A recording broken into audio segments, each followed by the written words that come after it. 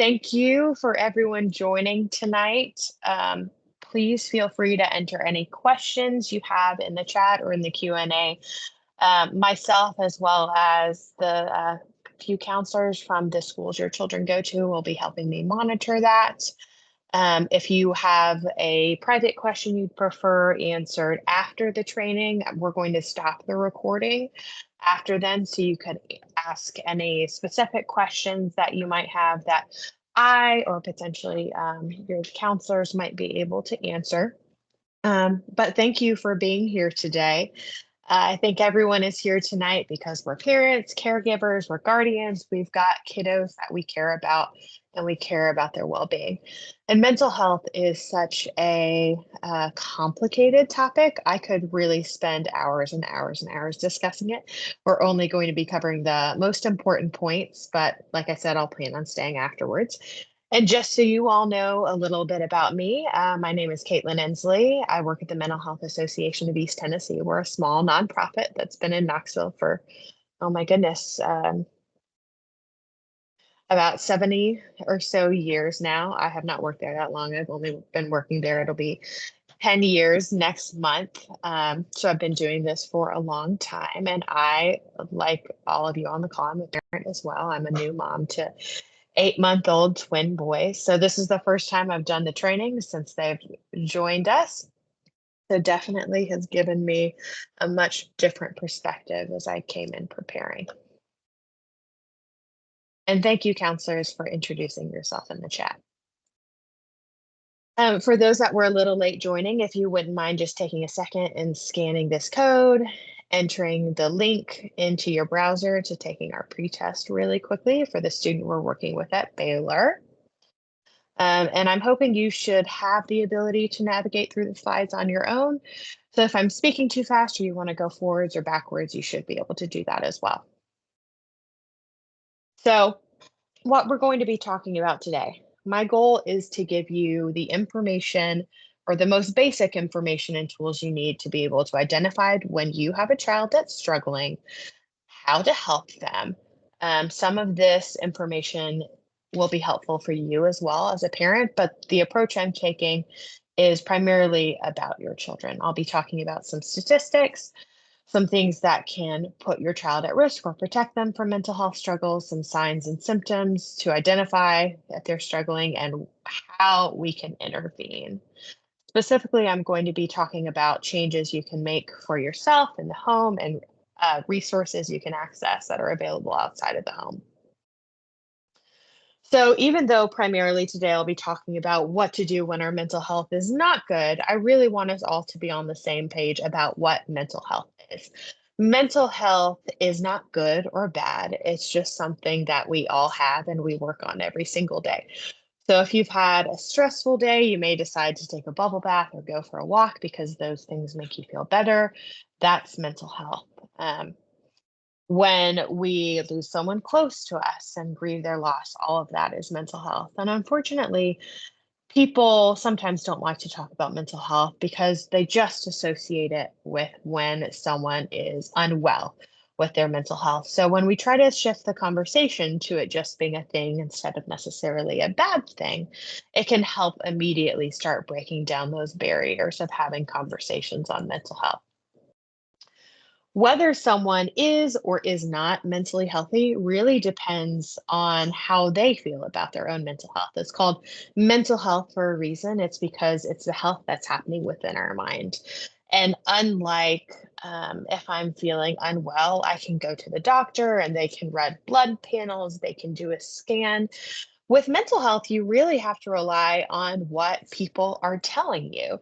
And the interesting thing about mental health is two people can experience the exact same situation and come out of it differently. So their outward behaviors could even look the same, but internally they're feeling different. So it's important to take people at their word when they're telling you they're not feeling well. And I think this is especially important to keep in mind with children. I think especially when our kids reach a certain age, there is a definite change in wanting to be treated more like adults. and wanting to not be sort of talked down to. So it's really important to take your young person at what they're saying and don't make them prove that they're struggling. The struggle itself is hard enough without having to justify the way you're feeling and prove why you're feeling the way you are. Because we know people from a variety of life circumstances all experience mental health challenges. One of my favorite definitions of mental health comes from the World Health Organization. They say that someone is mentally, quote unquote, mentally healthy when they achieve a state of well being where they realize their own abilities, can cope with normal stressors of life, can work productively, and are able to make contributions in the community.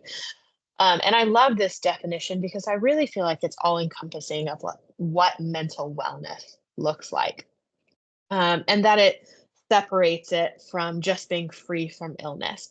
Because the interesting thing about mental health is someone can be mentally well and still have a mental health condition. So, just like someone can have diabetes or a thyroid disorder or even high blood pressure, just because they have this condition doesn't necessarily mean they're unwell, especially if they're taking the steps they need to improve their well-being. And a number of things can impact someone's mental health from our basic genetic code, the environment we're raised in, our current environment around us, including the physical structures. Like I saw an article recently about how they're trying to plant more trees in Knoxville because surprisingly, it's not a very green space. And so, how simple things like that can improve our well being. And all of these factors work together, they balance each other out to create someone's mental health. And that can be something that skews positive or negative. And may be things pushing us more toward the positive and some things that push us more toward the negative. And most of us will struggle with our mental health at some point in our life. So there's a difference between struggling with our mental health and having a mental health condition. And it can be a little tricky to tell between the two. Having a mental health condition, being diagnosed with a mental health condition, is something that only a mental health professional can do. And we know based on studies that about 50%, half of all people, will get a diagnosis at some point in their life. But the number is much, much higher for those that have struggled with our mental health in our lifetime. I think we all experience problems, issues that challenge our ability to be happy and confident. Really, how we address and cope with problems shows the strength of our mental health. And for those that are less aware moving into this conversation about mental health, when I refer to mental health conditions, mental illness, I'm referring to things like if you've heard of depression, anxiety, bipolar disorder, schizophrenia, obsessive compulsive disorder, things, health conditions in that realm. One of my favorite analogies to talk about mental health is to talk about it like a swimming pool because everyone's in the mental health swimming pool, but we're all at different places in the pool and we may move to different places in the pool even within the same hour. So, like the shallow end would represent when we're mentally well. We can touch our feet to the ground. We are able to keep our head above water. We have those good supports and we feel confident in our ability to navigate any sort of choppy waters. But in the middle slope, that's when things can start getting a little bit uncomfortable. Like if you've ever been in a pool and your toes just are barely touching the ground, maybe you're not the most confident swimmer, you can end up feeling a little bit more uncertain about. Um, so sorry, my automatic vacuum started. Um, but you can end up feeling a little less confident about what you are able to accomplish in that middle end of the pool because there are going to be good days and there are going to be bad days even along that middle end. And then on the other end, you have the deep end, and that's where it's a little bit harder to keep your head above water. You're treading water, it keeps getting harder and harder, and it's ultimately going to just be a lot easier with supports. But the important thing to remember is we're never stuck on one part of the pool.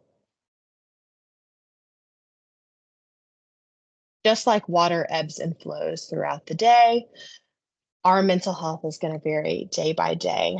And sometimes, even if we're in the shallow end, we might find ourselves in the deep end because all it takes is one big thing or a grouping of a lot of small things to take us to the deep end. But we can find ourselves back to the shallow or the middle end, especially with patience, time, a good support network, some external assistance like therapy or medication, and we can metaphorically swim our way back to the more manageable parts of the pool. Mental health conditions, like I said, they are extremely common. Half of us will experience a mental health condition in our lifetime, 1 in 5 every year. And these statistics apply both to adults and adolescents. 1 in 20 will experience what's known as a serious mental illness, or in our young people, they're more often referred to as SEDs or serious emotional disturbance. And basically, what it means is it's a mental health issue that severity has just gotten to the point where it limits one or more major life activities. So these are going to be things that make it hard for someone to accomplish their goals, to move in and out of life in a productive way. The mental health, the one of the reasons we talk about mental health a lot, especially in adolescence, is because these are the years when those symptoms start coming out. So of those who will have a mental illness in their lifetime, 50% begin experiencing symptoms by the time they're 14, 75% by the age of 24. That could be because of a lot of different reasons. The brain's still developing during those times, but also it's when we experience so many things in life that end up kind of being the foundation, the cornerstone of how we move through life.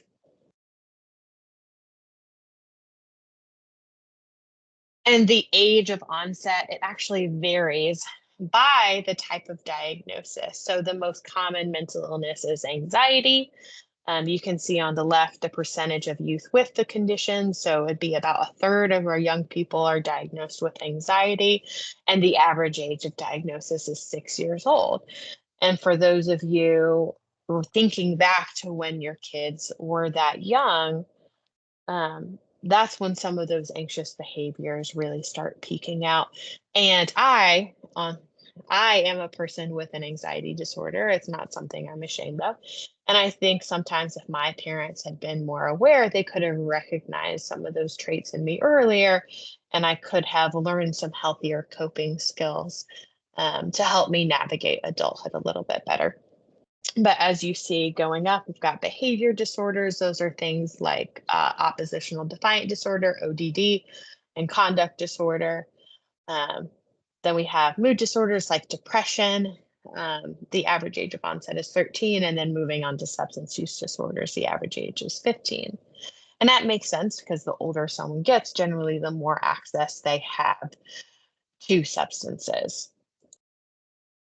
One of the most interesting pieces of data when it comes to mental health is called the Youth Risk Behavior Survey. It's an anonymous survey that they do with middle and high school students all across the nation. And we do one here in Knox County. So today I wanted to make sure I had the most updated stats. I sat down and I made sure I had them. And so the most recent time they did the survey in Knox County was in 2022. So I think that means they're due to do it again soon. But these are the most recent results. And it can be a little disconcerting because the specific point I want to draw your attention to is that 39% who felt sad or hopeless. So that specific question, the way they ask our young people is they ask, if the young person felt so sad or hopeless that they stopped doing usual activities for 2 or more weeks in a row during the past year. Um, and that is one of the biggest indications that someone could be diagnosed with depression. So the 39% of our young people who answered that question said, yes, that happened to me in the last year. But the thing that I think is important to point out as well is there is a huge gender difference with this specific question. The female students surveyed, 50% answered yes. And for the male students, only 28% answered yes. I can't tell you why or why not. Um, Students would answer yes or no and why there's a gender difference. But I think it's important to bring your attention to, especially for those of you that are parents of young women, of young girls. So it's something that you can be aware of. There are always going to be characteristics and life events that can put our children at risk or protect them from mental health conditions. And if we're aware of them, we can be proactive to remove the ones we can and mitigate the risk of the ones that we can't. And insert as many protective factors as possible. That way, hopefully, someone leads more to the protective side. So mental health conditions, mental illnesses are at their root, they're medical conditions that live in the brain. And how well our brain operates depends on a variety of things. But it really boils down to the genetics and the environment that surround us. An environment can include things that happen pre-birth and post-birth. We can't do anything about our genetics. A child can't do anything about what happens to them in utero. So what it comes down to is understanding ourselves and understanding the things that we're doing and the environment that is around our children to best protect them. So a lot of a child's environment, we're in direct control of, especially in those early years. So, creating the optimal environment for their mental health, it really begins with being hypercritical of the things that we've experienced and what make us the kind of caregiver that we are. There are a long list of potential traumas that someone can experience, including adverse childhood experiences, which I'll share a little bit more of. Um, they increase someone's risk. Other traumas, like things that happen outside of the home, like natural disasters or bullying, those can increase someone's risk. But adverse childhood experiences, there's been a lot of research on them. And if you have never, there's a ACEs quiz you can basically take. The original study looked at 10 factors, and it was thousands and thousands of survey answers, and they followed people over the years. And what they were able to boil it down to is these 10 factors. And the more of these that someone had, the more likely they were to have adverse life outcomes. Things like increased risk of mental health issues, lower life expectancy, chronic health conditions. Um, the more of these someone has, the more likely they are to have substance use issues or even increases their risk of suicidality. But there are these 10 factors, and they can basically boil down to different types of abuse, neglect, other types of household dysfunction like domestic violence, incarceration of a relative, um, divorce, substance use in the home, unstable housing. And like I said, the more of these we have, the higher someone's risk is for these adverse life outcomes. So this applies to us and it applies to our kids. And so we need to be aware of what we have experienced, especially before the age of 18, because it's childhood, and what our children are currently experiencing. And my goal as a parent, is to take my number and hopefully have it be lower for my kids. I'm moving through life with, I've got a score of 4, which 4 is pretty much the tipping point of when the adversity really happens. Anything less than 4, and it kind of depends on the person. Um, But the thing about trauma in these situations is anytime someone experiences trauma, a serious stressor, it triggers a stress response in someone's brain. And the more and more we have those chemicals in our brain, it's going to introduce dysfunction. So these chemicals can lead us to form unhealthy, disruptive, or addictive behaviors as a way of coping. And childhood is such a time of rapid development, and there can be a lot of movement. Um, but if we don't really work toward healthier ways of moving through life in childhood, it can create a really unstable foundation moving into adulthood. And so we've all experienced these things that make it harder to navigate through life. It makes it harder to parent. Um, and some may take the approach of, fake it till you make it. I'm going to pretend like everything's okay. I'm the best parent. Nothing is wrong. And you don't want your kids to see you struggle. Um, and there's a balance. You don't want to tell your child everything that's going on because then they may feel like they need to parent you. But as we all know, I like to say I've got my little 8-month-olds, but I think kids are so empathetic just naturally. I think without even thinking, they soak in all the emotions of everyone around them. They can tell what's going on, even if nothing is said, or we're just trying to pretend like everything is okay. So I think instead of pretending the fire around us doesn't exist, I think a better approach is to show our kids how to use the fire extinguisher, how to stop, drop, and roll our way to get safely out of the building. That way, the next time they come across a fire and you're not there with them, maybe they know what to do. So we have to take a critical look at ourselves.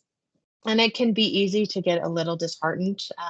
I think it's easy to get into a fearful space, thinking about how we can protect our children from everything that could possibly happen in the world. I mean, you all are here because you care about the well-being of your children. Frankly, it's the parents that aren't here that probably need to hear this most. But we can't protect our kids from everything they're going to experience, but what we can is try to work on the front end and try to provide them with the skills to hopefully be able to bounce back when they do experience some of these things that could leave potentially lifelong impacts. So these are all examples of things that indicate a resilient person. Resilience is someone's capability to withstand future stress and catastrophe. So it doesn't fix the fact that someone is going to experience things or they're coming into it with some genetic faults per se or genetic risk factors. But it adds supports.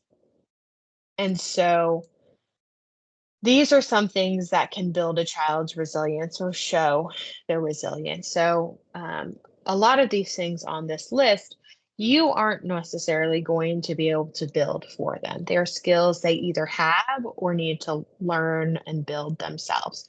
So, how you come in as a parent is leading by example and teaching them through example how to do these things, like having close and healthy relationships with friends and family, showing them what healthy relationships look like, showing them what healthy boundaries look like, having a good and diverse social support network. Most kids in a school only have 2 to 10 adults that they feel like they can go to. So, our goal is to build that network of adults so a child has someone they can trust and who has the skills in case they run into something that's bigger than they can handle. Having a positive view of themselves, that's a sign of someone who's resilient. Again, not something you can do for them. You can't um, will them into feeling good about themselves, but you can give them compliments to help build their self esteem. And they also learn how to talk to themselves from how you talk about yourself. If you're going around telling yourself that, oh, I'm messing up all the time, I'm dumb, I'm fat, whatever, then those are things they hear and may apply to themselves. The ability to manage strong feelings and impulses. This is something, again, you want to lead by example. So, learning how to regulate our emotions when we experience something that's stressful, how are we responding to it? Are we reacting with intense emotion, or are we taking a couple of deep breaths and trying to work through the situation in a healthy way? Other things that can indicate a resilient child are having good problem solving skills, doing well with communication if they feel like they're in control of what's happening around them, and the ability to find positive meaning in life despite traumatic events. So many, including our children, are going to struggle with their mental health. So, going into this list, remember 50% of people with mental health conditions will begin experiencing symptoms by the age of 14. So, all of you are here because you likely have a child in high school and you got this invitation to attend today. So, more than likely, your kid is either right before or after, or at or after that 14-year mark. So, definitely pay attention to this list.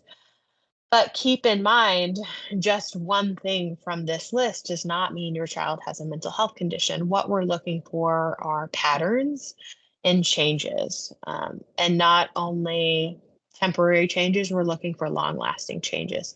So, anything, multiple things on this list that you're seeing almost every day for 2 weeks or longer and that are new, those are going to be the signals to you that your child may be dealing with a mental health condition. So I broke it down into two categories, the first being physical warning signs, and the second being emotional and behavioral signs. There's definite gender differences in the exhibition of these signs. And also, it's important to note that some children are very talented at masking, of hiding, they recognize something is wrong. And so they do their best to hide these things. So you really have to know your kid to be able to identify when something is going on. So, first, changes in eating habits. This can mean eating too much or too little. It can mean an obsession with eating healthy. Just because someone is eating healthy doesn't mean the reasons behind it are. Changes in sleep. That could mean sleeping too much, not enough, not being able to fall asleep or stay asleep, new or persistent nightmares. Also, change in energy levels, even if they're getting enough sleep. Sometimes the amount of sleep someone is getting to isn't translating into the amount of good sleep. If someone reports vague or new aches and pains, that can be headaches, migraines, stomach pain, or other physical symptoms without the presence of a physical illness. We definitely want to take kids at their word on, if they're feeling sick and it's persistent. We want to take people at their word. But if it's vague, especially for those of us with anxiety, it tends to carry along with it some physical symptoms, and we should check them out and have them addressed and rule out anything medical, but it can be a sign that it is a mental health condition. Emotional and behavioral signs, new or increasing anger, a change in grades that could be a shift up or down. And you may be thinking, oh, I'd love if my C student became a B or an A student. Again, we want to think about why that's happening. Is it happening because they're obsessed with doing every single assignment and they judge their self worth based off of that A? Are they losing sleep? Are they neglecting other things just to get up to a B or an A? That could be an indication there's a problem. Loss of interest in activities. Um, and so this is another thing that's tricky with adolescence because it's a rapid period of change. Is someone just not caring in anything anymore? Or let's say they started dating someone new, so they're not as interested in their extracurricular activities. That would be a normal change versus they're just kind of losing interest in all their activities, whereas that might point to more of a mental health condition. Um, Other things like withdrawal, difficulty concentrating, changes in appearance. This is something I want to talk about specifically. Um, so You aren't necessarily looking for someone who's changing their fashion. If your child decides to make a style change, that's fine. Nothing wrong with that. Really, what you're looking for when I say this is if someone stops grooming themselves or starts grooming themselves excessively. Um, a change in appearance can also include a change in the type of clothing that they wear. I'm not talking about style. I'm talking about always making sure certain parts of their body are covered. So, if your child always makes sure to have their shoulders covered, their stomach covered, their top of their legs covered, their wrists, it could be an indication that they're engaging in self harm. Again, you don't want to look at this one thing and say, oh, my child has a mental illness if that's the only thing that they have. You also want to pay attention to new or more intense use of a substance to cope, and that can include legal, accessible substances like caffeine. Nicotine, obviously, is not legal for our high schoolers, but even those that have been prescribed by a doctor can all be abused. Other risk-taking behaviors you'll want to look out for: isolation, restlessness, persistent sadness, frequent crying. Definitely there, those two at the bottom, self-harm, talking about death. Those are big red flag behaviors and something where if your child experiences it, it's a situation where it's like, do not pass go, do not collect $200. You want to get help immediately. So with self-harm, you may not always be able to see the physical indication of on your child's body those signs. But let's say you start noticing razors have gone missing in your home, or your child is increasingly spending more and more time alone in their room with their doors closed, in combination with some other things on this list. It could be an indication they're self harming. Lastly, if they start talking about death or dying, they're making vague or direct suicide threats, they're experiencing other mental distress, we really need to intervene as soon as possible. One of the most difficult parts of adolescence is that it is such a period of rapid change, including hormonal and social changes. So, this can make it more challenging to determine if what you're experiencing is simple teen angst, growing pains, or an actual cause for concern. And these few things that I'm going to talk about, they can help you differentiate on if it is an actual cause for concern or if it is that teen angst situation. So, so the three categories are intensity, duration, and domains. So, intensity refers to how intense the symptoms are. um, do they come and go? Are they persistent? Are they mild but chronic? Are they disruptive? Are they so disruptive your child doesn't want to get out of bed? Is someone engaging in self harm, suicidal thoughts? Um, if the symptoms are persistent, chronic, and intense, more than likely it's a mental health condition. Second, look at duration. Does the moodiness come and go very quickly? Then it's probably not a mental health condition. But if the moodiness is more chronic and lasts for longer periods of time without breaks, there's probably something bigger happening. And lastly, domains. Where is it happening? Where are their symptoms happening? Are they just happening at home? Are they just happening at school? Mental health conditions, they're not occasional things. They affect us in every single part of our life. So this is where communication is really important. Get in touch with the school if you're noticing something at home to see if they're dealing with something at school as well. If you notice any signs of a mental health condition, honestly, the sooner you can get someone help, the better. Ultimately, you can make healthcare decisions for your child. That's your role as a parent. But when it comes to mental health, the outcomes are going to be much, much better if they get to be a part of the process and it's something that they are going to be a willing participant in. And this is kind of difficult because also when you're mentally unwell, and I have been mentally unwell in the past, and when I was in those situations, I was far less likely to make the healthier choices that I knew were the healthier choices because I was not in the right state of mind. So, I definitely needed some pressure, but if I'm going to therapy and I'm not interested in being there, I'm combative with the process, I'm the one that has to do the work to get better. My parents can't do it for me. My partner can't do it for me. And so your child has to want to get better, really, to get some benefits out of it. And this is the tricky part. But the best thing you can do for your child, regardless of anything, is really creating a space and environment where conversations on mental health are normalized. So you can accomplish that a few different ways, and this isn't a one-time thing. It's honestly, it's a whole culture family shift.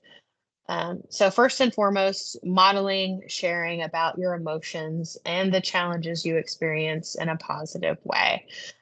Show your child that it is okay to talk about your feelings. Be open and honest with how you're feeling and how you deal with the way that you're feeling, even if it means being vulnerable. Or on the other side of the coin, prideful. Like, I'm really proud of what I was able to accomplish today. I had a really great day at work because of X, Y, and Z. That's okay. Take It's okay to be prideful and be proud of yourself. If you struggle with your mental health or have a mental health condition, please don't be afraid to disclose it.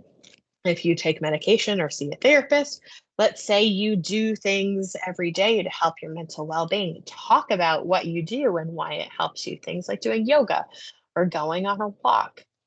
If you're silent on the matter, that almost sends a stronger message that something is wrong. There's something wrong about the way that they're feeling, that it's wrong to talk about mental health. It's something that you need to be secretive of. It's definitely important to not stray into the territory where you trauma dump or tell your child every single thing that's happening, so they get to a point where they feel like they're having to take care of you.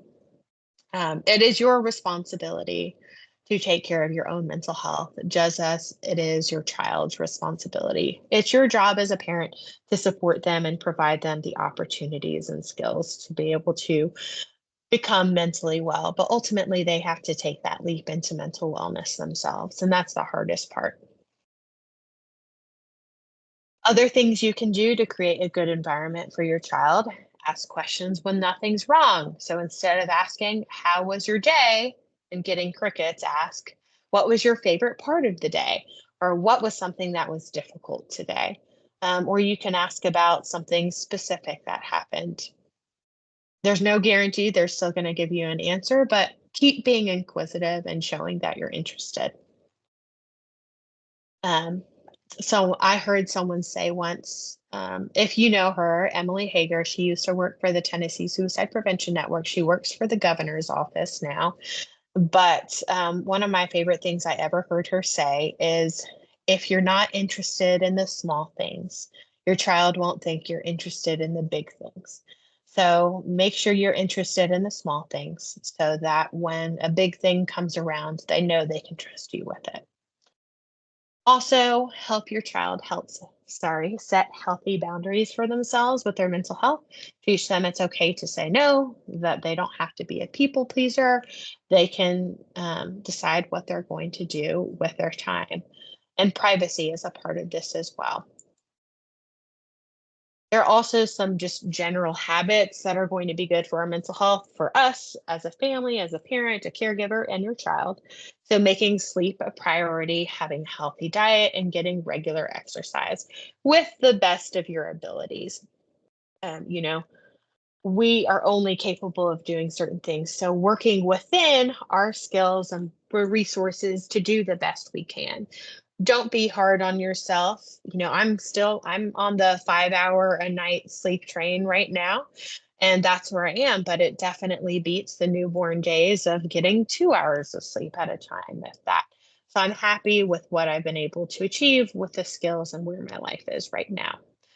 Also, create a consistent routine to the best of your ability. Consistency is important for everyone, for children, but especially those that struggle with their mental health.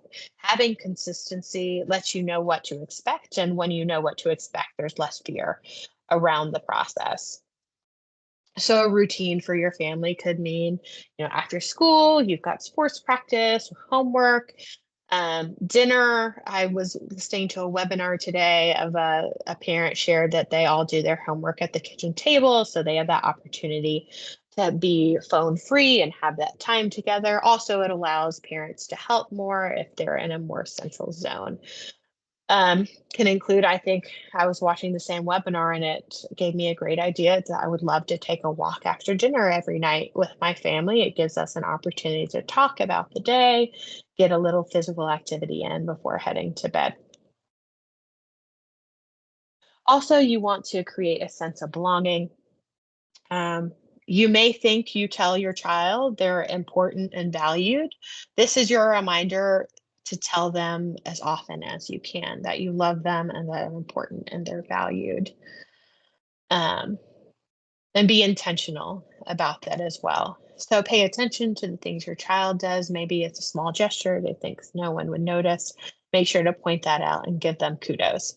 And also plan intentional time together away from screens. It'll help you have the space for hard conversations, but you'll also have that consistency of time together to be able to identify if there is a change that indicates there could be a concern. And you wanna try to lastly, you really wanna try to build those skills of resilience. So that means, honestly, it's a lot of self-work and, starting now, if you haven't started yet, and modeling those healthy behaviors to your child to help them build those skills in themselves. If you think your child is struggling, you sometimes will have to start the conversation instead of them coming to you.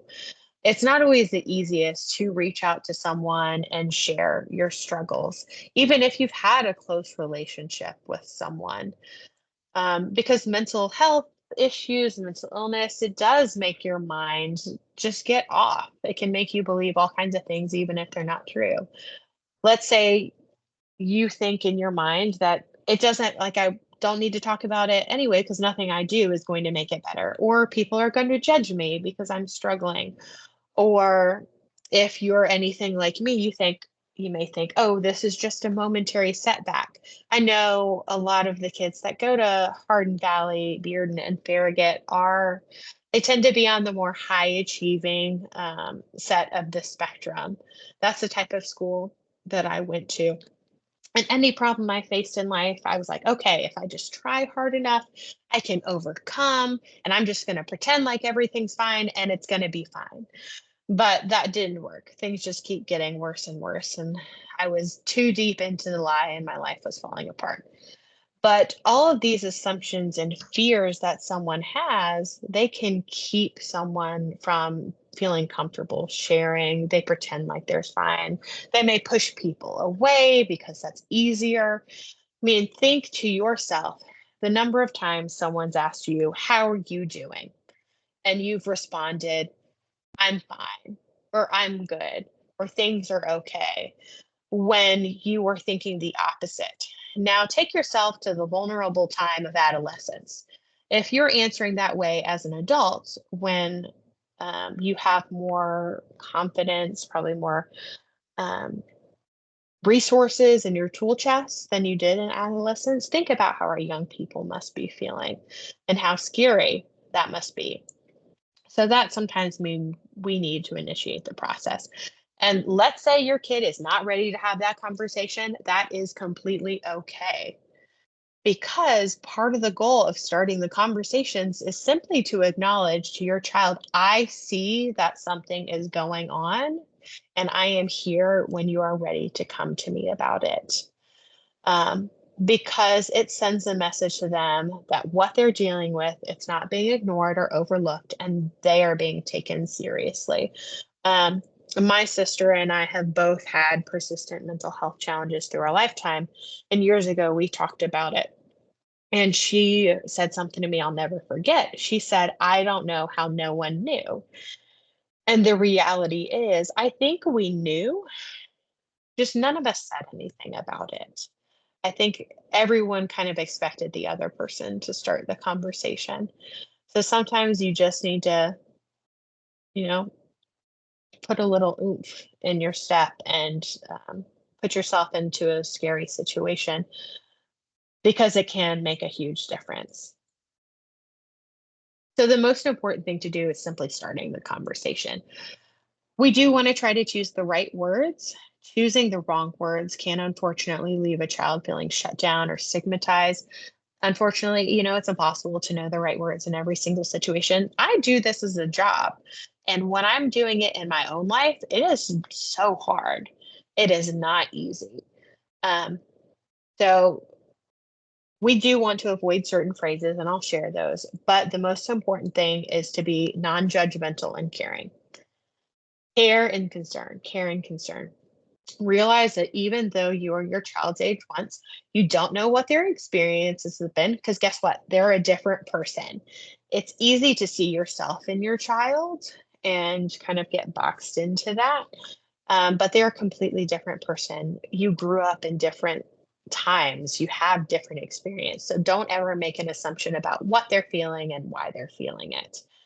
And it is important to be hopeful. And when I say be hopeful, I don't mean going to them and they say, I'm struggling, and you tell them, it'll get better, just have hope. I mean, you need to have hope it's going to get better. Because when you are not feeling mentally well, it is so easy to lose hope and to stop pushing because you don't see that light. So it is your job as a parent to see the light for them and keep pushing you all forward to a place of more hope and health. So, a great conversation starter is simply asking your child, like, I've noticed things you've been acting a little differently. What's going on? Do you want to share with me? The same webinar I was listening to today suggested that sometimes conversations are also easier when you have physical activity involved. So that's where I came up with the idea for a walk is maybe having a nightly evening walk. You get some physical activity and um, it can make those hard conversations a little easier, but it's not multitasking. You're engaged in a task together. So you do want to give your child your full attention, pay attention to the tone of their voice, their body language, because that can give you an indication of how things are going. So really listen to what they're saying. And the last most important thing is to not label the process. You may have information about what depression, what anxiety, what bipolar disorder looks like. Heck, you may even have a diagnosis, but labels can make people feel cut off from the process.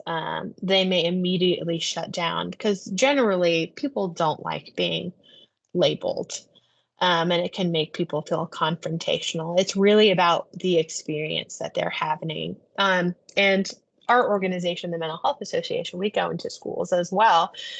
And one of the things that we tell students to do is don't focus on the diagnosis, focus on what you're experiencing. Diagnosis is for insurance. Symptoms is what will help you be able to figure out what you need to target first. Being uncomfortable is okay. Vulnerability is hard. Doesn't matter how many times you have the conversations, it's going to be hard. There's an age difference just because you're a parent, caregiver, or child, that's going to make it more uncomfortable. Um, if they're not ready to talk to you, that's okay too. It may lead you to be able to ask the question of maybe you don't want to talk to me, but would you feel comfortable talking to someone else? And if they say yes, that's a fantastic thing because then you can connect them with a counselor or some sort of outside help. You do want to avoid punishing or patronizing language, things like telling your child, or you're being so dramatic, or why are you so upset? There's no reason you should be feeling that way. What did you do? Or even saying, like, if you've gone through a period of depression, you don't want to tell your child, oh, I know exactly what you mean. Because again, the reality is your experiences are different. So saying things like, that sounds really hard. I'd love to hear more about that and we can work through it together. So there are things that you can do yourself in the family, and there's definitely a time where you need to bring in others to the team. So, how do you know when to do that? Generally, our kids with mild symptoms, they may be able to manage them through healthy coping and self care. Oh, and by the way, therapy is not just for those who are seriously mentally unwell. A lot of folks can benefit from therapy. Therapy is like, the way I like to describe it is school for your brain, is just having that intentional time to be able to learn skills to navigate the emotions of life in a little more healthy way. So self-care and coping are things like getting a good night of sleep, prioritizing sleep, maybe getting some different form of physical activity, building up our support network. Some kids, they just need to be more intentional with those, and it'll get them more to the middle, shallow end of that pool. But when self-care doesn't fix the way they're feeling, sometimes a good next step is check in with their pediatrician or primary doctor because you want to rule out physical health conditions. Things like anemia or thyroid disorders can sometimes mimic things like depression or even anxiety if someone's thyroid is overactive. So you want to rule those out. And then sometimes they can point you in the right direction of a good provider for mental health. And sometimes they'll even have one on site that they can talk to that day.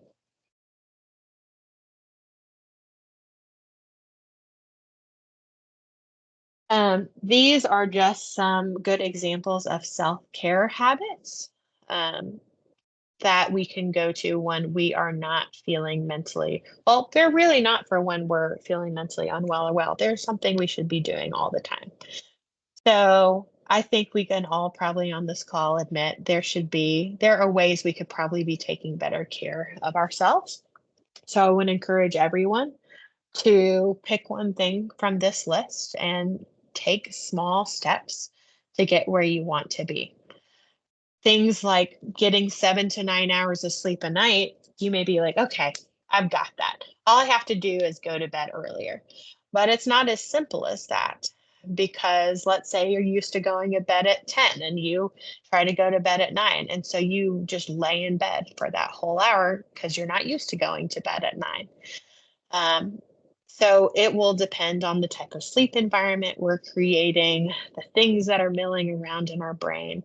So one small intentional action you can take to get closer to that 7 hours of sleep a night is maybe setting a phone-free hour before bed or drinking a hot cup of chamomile tea before bed.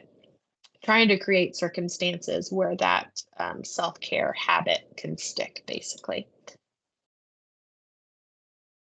And then there are coping strategies. We have two types of coping. We've got problem focused coping and emotion focused coping. Most folks cope with the emotion focused coping. And really, what that means is there's a situation happening. I can't do anything about it, but I can make myself feel better about this discomfort I'm feeling. So when we've had a hard day at work, going for a run or taking a bubble bath or spending time in nature, those are all emotion focused coping skills. Problem focused coping is really when we see a situation and trying to do something about it and trying to physically remove the barrier. And this is a slide taken directly out of our in-school mental health educational program, Mental Health 101. So the way it's specifically designed is related to self-harm. But honestly, these are just some great strategies on how to deal with intense emotions. Our adolescents have intense and big emotions, but we as adults also have intense and big emotions. And sometimes we need almost a reset when we're experiencing these emotions. I think it's why sometimes when people are feeling really angry, they'll slam doors. Or when someone cuts them off, they'll honk their horn and just scream out their car because we need to get that release. And so there are ways to mimic that release in ways that are healthier. Things like if we're feeling angry, it's not on this slide, but eating something that will give us a sharp sensation like a lemon. If we're feeling sad, listening to soothing music, playing with a pet. If we feel empty, biting into a hot pepper or chewing on ginger or squeezing ice. Let's say we are distracted, take a piece of chocolate and eat it slowly. Pay attention to how it feels, how it tastes, what it smells like. Just only focus on eating that chocolate.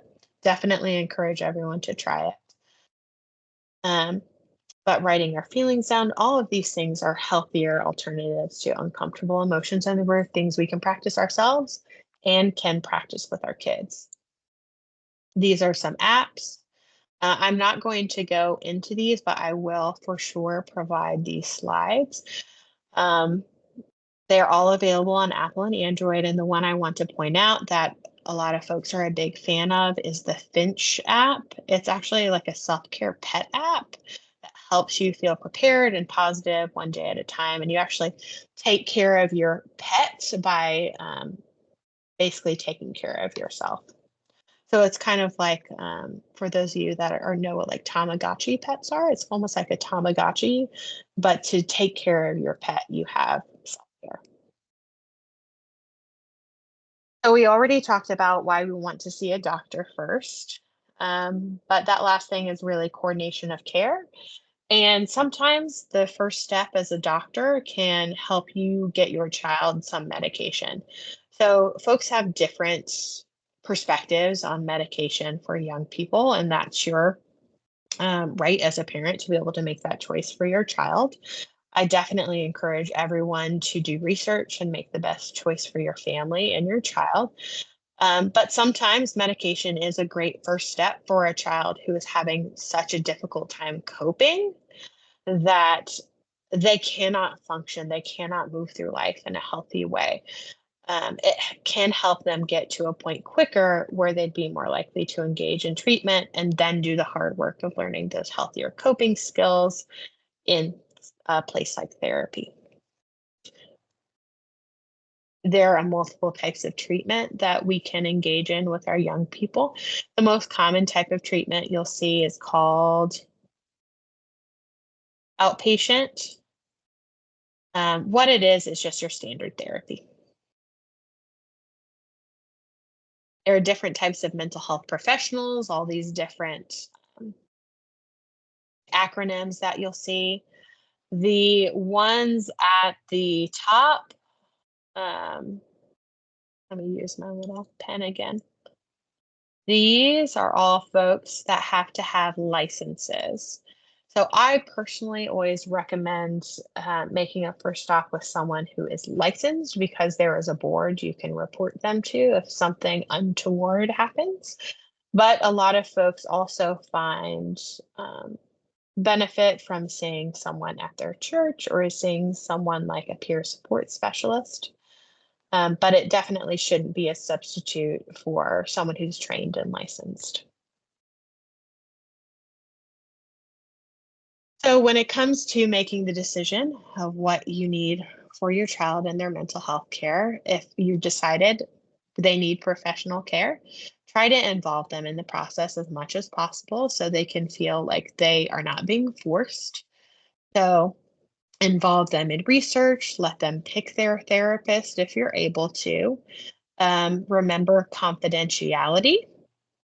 Even though you may have the right to call and get your child notes from therapy, um, I highly recommend against doing that. It'd kind of be like opening your child's diary and reading it.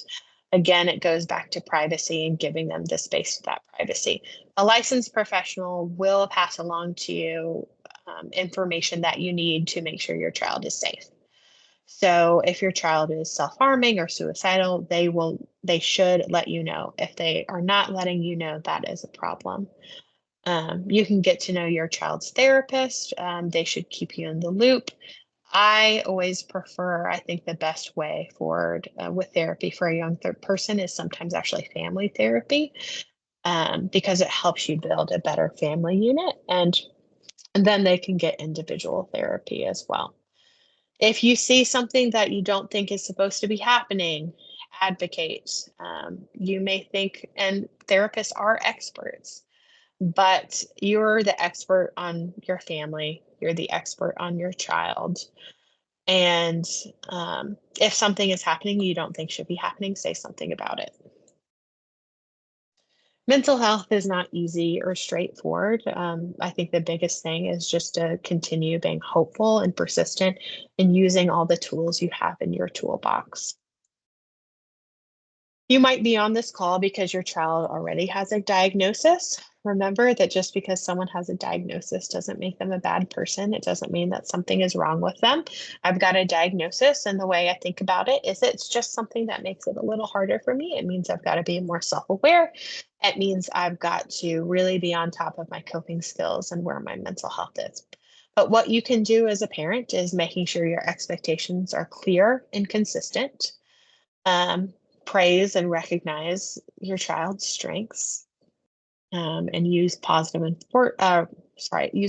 reinforcement and be a good role model. And make sure you're seeking help for yourself. Being a caregiver for someone that's struggling with their mental health is not easy. So a lot of times when you are caring for someone with a mental health condition, you end up really struggling. So we need care for the caregiver as well. So this is my contact information. We also have a call center at our organization. You're welcome to call them if you want information on a specific therapist trying to get connected to care for yourself, for your kid. And these are some great resources. I want to point out specifically the Child Mind Institute, and it's not on here, but a great newsletter I've been subscribed to recently. It's called On Our Sleeves. They had a fantastic email newsletter that went out today, and this really got some great practical information for parents. And the last thing I wanted to talk about was crisis. So, how do you know your child is in a mental health crisis? When a child is at risk of harming themselves or others, this is what counts as a crisis. So, generally, your first step is going to be calling mobile crisis.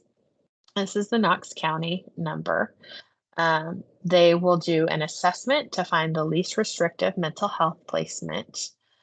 Then next step is calling 911 if your child needs immediate medical attention, because mobile crisis won't respond in every situation.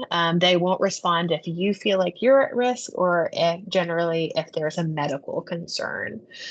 Um, so when you do call 911, be specific about the fact there is a mental health issue that's as a part of it. In Knox County, we have what's known as a co-responder model.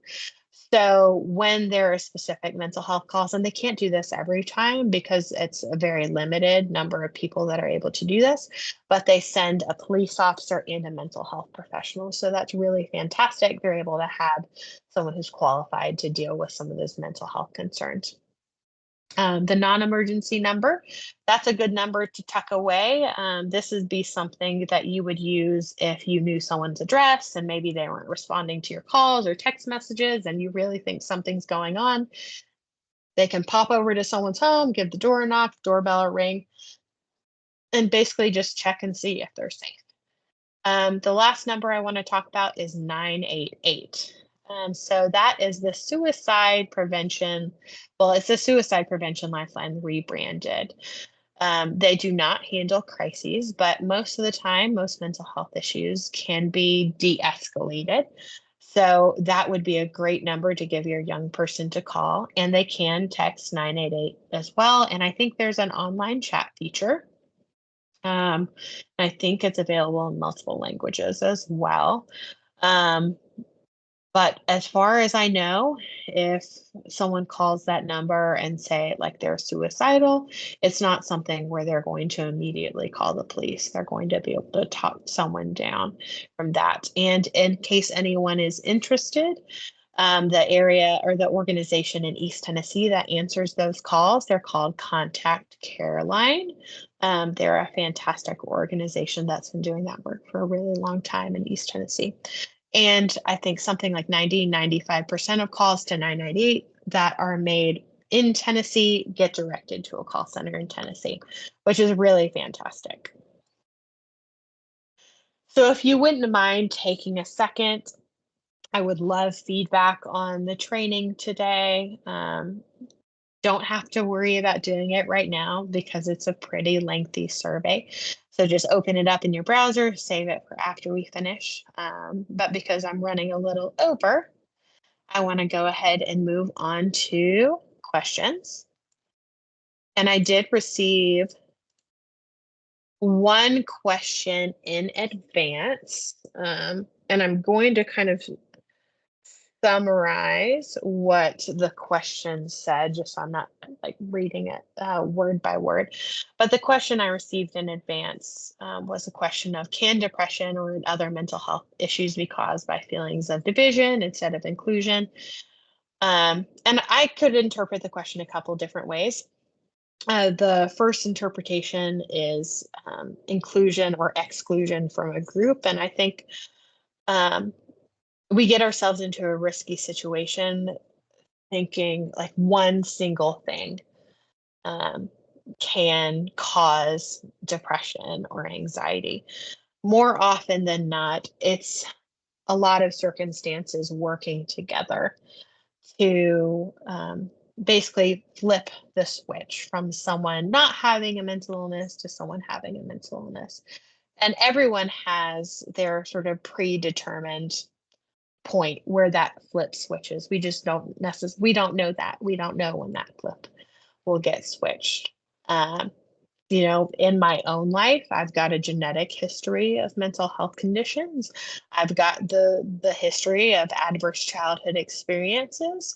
The fact that I didn't experience a diagnosable mental health condition until I was in my 20s, frankly, knowing what I know now is a little bit of a surprise. I would have thought I might have experienced something earlier. Um, but I'm glad it happened when I did. It did, and I was able to get the resources I needed. And I've been very lucky with my own mental health history, being able to access the resources I needed when I needed them.